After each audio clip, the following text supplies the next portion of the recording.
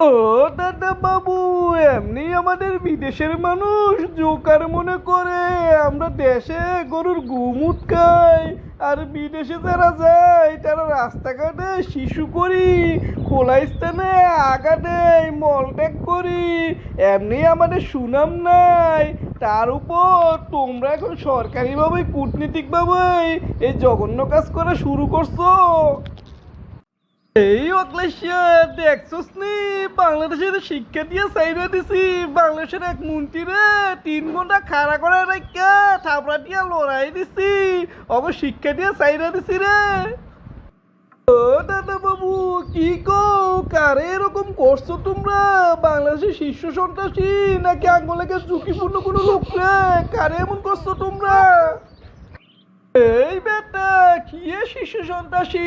আমরা কোনো ফালতু লোকের হিসাব করি নাই। ওই দেশের এক মন্ত্রীরে করছি, মন্ত্রীরে। আরে ওই দেশের প্রধানমন্ত্রীর উপদেষ্টা, মন্ত্রী সমমর্যাদার। ওকে আমরা এয়ারপোর্টে খাড়া করে লাঠি দিয়ে লড়াই দিছি। দেখছো না কি দাপট? ও দাদা বাবু, এমনি আমাদের বিদেশের মানুষ জোকার মনে করে আমরা দেশে গরুর গুমুট খাই, আর বিদেশে যারা যায় তারা রাস্তাঘাটে শিশু করি, খোলা স্থানে আগা দেয়, মলত্যাগ করি। এমনি আমাদের সুনাম নাই। তার উপর তোমরা এখন সরকারিভাবে কূটনীতিকভাবে এই জঘন্য কাজ করা শুরু করছো। এই আর আমি এখানে আবার আমাকে দোষ দেখলি কোনটাই রে? আমরা কি খারাপ করছি রে?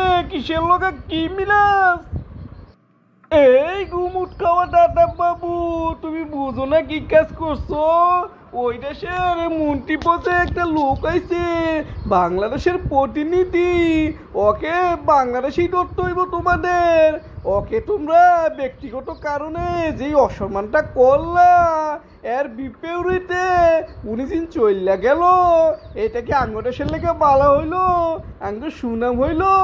নাকি গুমুট খাওয়াটাকে এটাও বুঝো না? এই কি রে, আমি বুঝতে পারছি রে, তুই নিশ্চয়ই আঙ্গ মোদিজির ভক্ত না। নিয়মিত গরুর গুমুট খাস না। যদি খাইতি এরকম করতি না রে। ও দাদা বাবু, ঠিকই কইছ। আমি এখন গরুর গুমুট খাই না, গরুর দুধ খাই। আর দুধ খাইয়া মাথা বেরেন ভালো করছি।